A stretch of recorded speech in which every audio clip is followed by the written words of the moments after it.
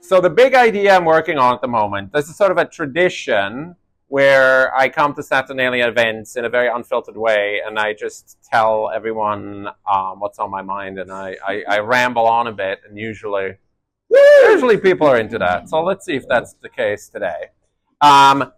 So I'm here to tell you, I spent a lot of time thinking about B2B marketing, which is something to do with many of you who are here. And I'm here to tell you that we've got B2B marketing completely wrong. We're looking through the wrong end of the telescope because we're so obsessed with making B2B marketing more human, more emotional, more creative, etc. And that's all wonderful. I'm not knocking that.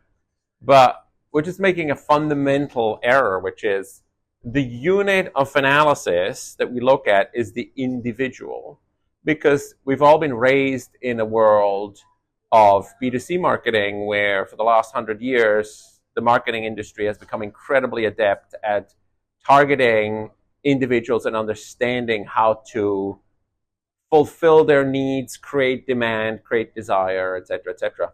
But that's actually not how companies buy things. Companies buy things as complex group decisions. And I've spent the last year doing research with Bain and Company and reading all of the behavioral science literature.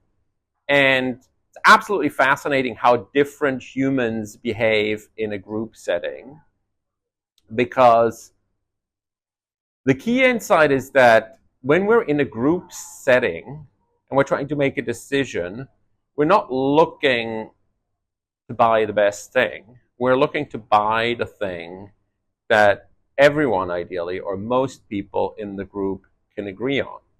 And it's a little bit like when you're sitting around with your friends and you decide what restaurant to go to, and one of you is vegan, the other person has a gluten allergy, doesn't want to eat pasta, someone really wants to try the new burger place, and you end up going to a totally mediocre restaurant that no one actually likes, because you split the difference and you try to find the thing that everyone can agree on. That's exactly how B2B buying works.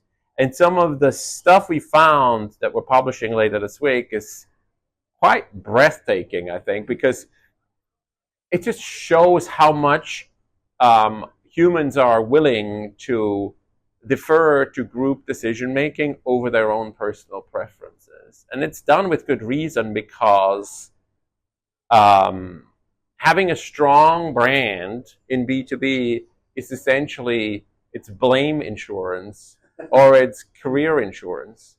So it goes all the way back to the old chestnut of no one ever got fired for buying IBM, which, by the way, was never a slogan from IBM. That's what customers came up with to describe intuitively exactly that, which is if you bought IBM in the 70s and 80s, it was career insurance, it was blame insurance, because if you bought something that no one's ever heard of and it went wrong, it was your crazy idea and you would get blamed for it, versus if you bought IBM and it didn't work, well, you bought IBM. I mean, how could that possibly be your fault, right?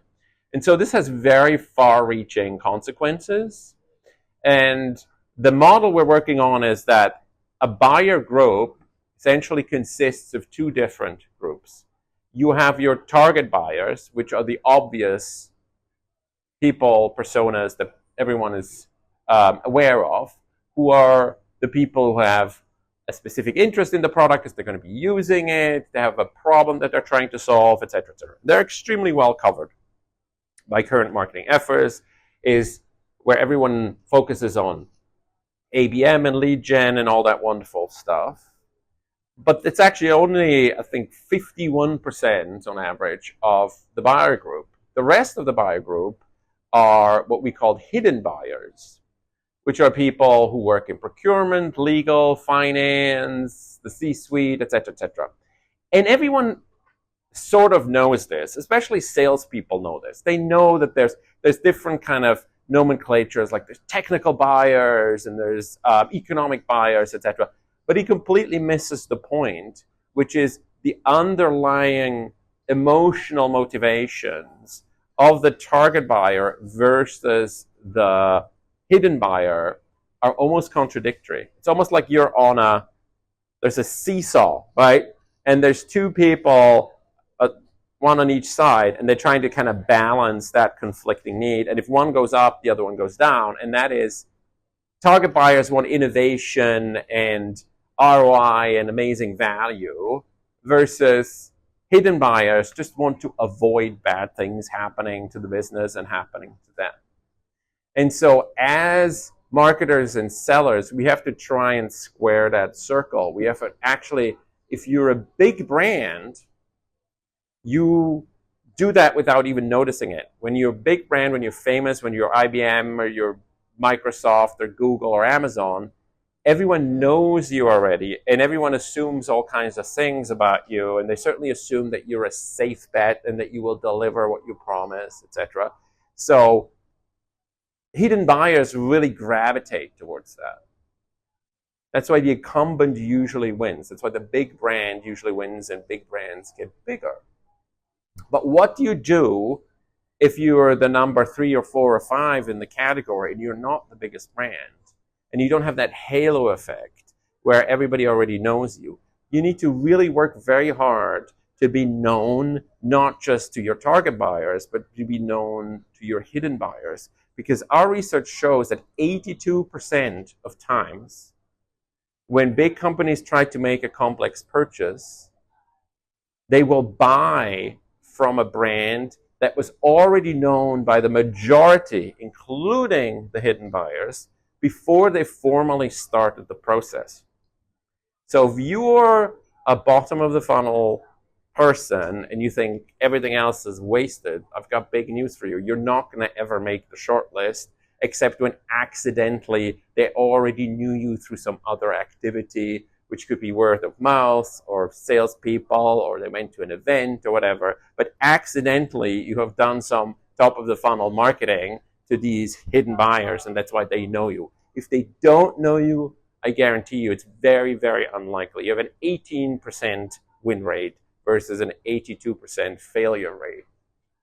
And so our entire ad tech marketing ecosystem is not set up to do that. It's all based on individuals. It's not based on group dynamics.